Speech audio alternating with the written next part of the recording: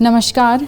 अक्सर हम हमारी कमियों और गलतियों को लेकर बहुत परेशान रहते हैं और हम न चाहते हुए भी अपनी कमियों को ही सोचते रहते हैं, लेकिन हम ये भूल जाते हैं कि हर इंसान में कमियों के साथ साथ कुछ खूबियाँ भी होती है।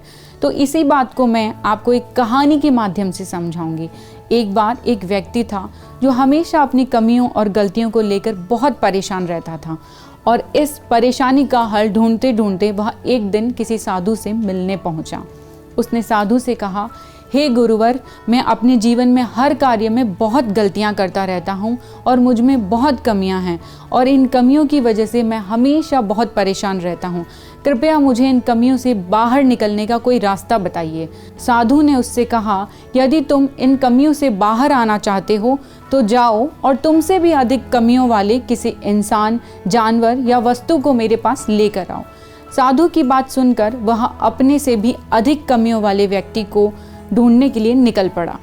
सबसे पहले उस व्यक्ति को रास्ते में एक कुत्ता मिला जो रास्ते में आने जाने वाले सभी व्यक्तियों पर भौंक रहा था। तो उसने उस कुत्ते को अपने साथ ले जाना चाहा, लेकिन तभी उसे याद आया कि कुत्ते में वफादारी का सबसे बड़ा गुण होता है, इसलिए वह आगे चल दिया। जंगल में चलते चलते कांटेदार झाड़ियाँ उसके हाथों में चुभी तो उसे उन झाड़ियों में कमी महसूस हुई। लेकिन फिर जब उसने सोचा कि इन्हीं झाड़ियों को खेत के चारों तरफ लगाया जाता है तो यह फसलों की पशुओं से रक्षा करती है, और ये सोचकर वो आगे चल दिया। इस तरह रास्ते में उसे कोई ना कोई जानवर, कोई ना कोई चीज़ या इंसान मिलते रहे, लेकिन हर किसी में उसे कोई ना कोई कमी के साथ साथ कोई ना कोई अच्छाई भी नज़र आई। इस तरह वह थक हार कर साधु के पास गया और बोला कि हे गुरुवर, मुझे रास्ते में मिलने वाले हर इंसान, जानवर और वस्तु में कोई ना कोई कमी तो महसूस हुई, लेकिन इन कमियों के साथ साथ अच्छाई भी नज़र आई। तब साधु ने कहा कि यह एक बहुत बड़ा सच है बेटा कि हर इंसान में कमियों के साथ साथ अच्छाई और विशेष गुण भी छिपे होते हैं।